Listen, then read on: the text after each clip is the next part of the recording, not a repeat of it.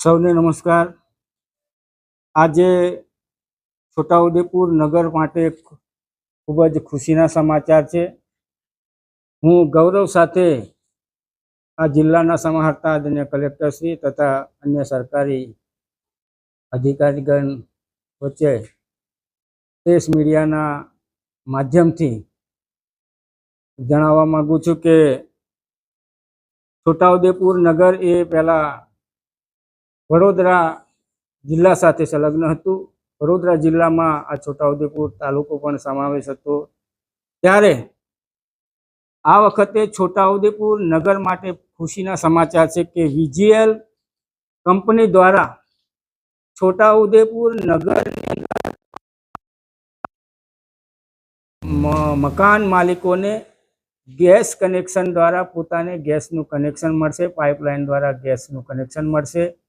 અને આ માધ્યમથી આ દેશના યશસ્વી વડાપ્રધાન આદરણીય નરેન્દ્રભાઈ મોદી સાહેબની જે અપીલ છે તેને સહજ ભાવે આપણે બધાએ સ્વીકારી અને આ ગેસ કનેક્શન મેળવવા માટે કટિબદ્ધ થઈ એવી સૌ નગરજનોને અપીલ કરું છું। અને સાથે જ આ ગેસ કનેક્શન મેળવવા માટે માન્ય કલેક્ટરશ્રીની ઓફિસમાં એક આ કચેરી હશે, ત્યાંથી કનેક્શનના ફોર્મ પણ મળશે અને એ ફોર્મ ભરીને આપણે જમા કરાવવાના।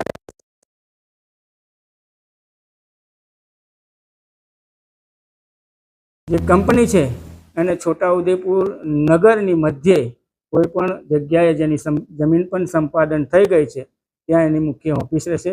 ત્યારે હું ખૂબ ગૌરવ અને લાગણી અનુભવું છું કે જેમ મોટા શહેરોમાં નાગરિકોને ગેસની પાઇપલાઇન દ્વારા ગેસ મળી રહ્યો છે એવી જ રીતે છોટાઉદેપુરના નગરજનોને પણ ગેસ પાઇપલાઇન દ્વારા મળવા જઈ રહ્યું છે।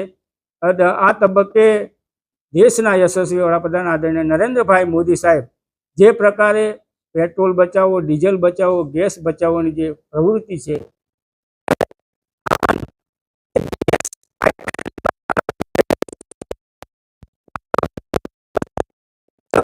ગેસના બાટલા પૂરા થયા પછી જે લાઇનમાં ઊભું રહેવાનું કેટલીક જગ્યાએ થતું તો એ નહીં થાય, પણ પોતાને ઘેર બેઠા એનો ગેસ મળી રહેશે, એના માટે સરકારના પ્રયત્નો છે। ત્યારે આજના તબક્કે હું સરકારી તંત્રનો પણ ખૂબ ખૂબ આભાર માનું છું। ભારત સરકાર અને ગુજરાત સરકારનો પણ આભાર માનું છું। છોટાઉદેપુરના નગરજનો વતી આભાર માનું છું। વંદે માતરમ, ભારત માતા કી।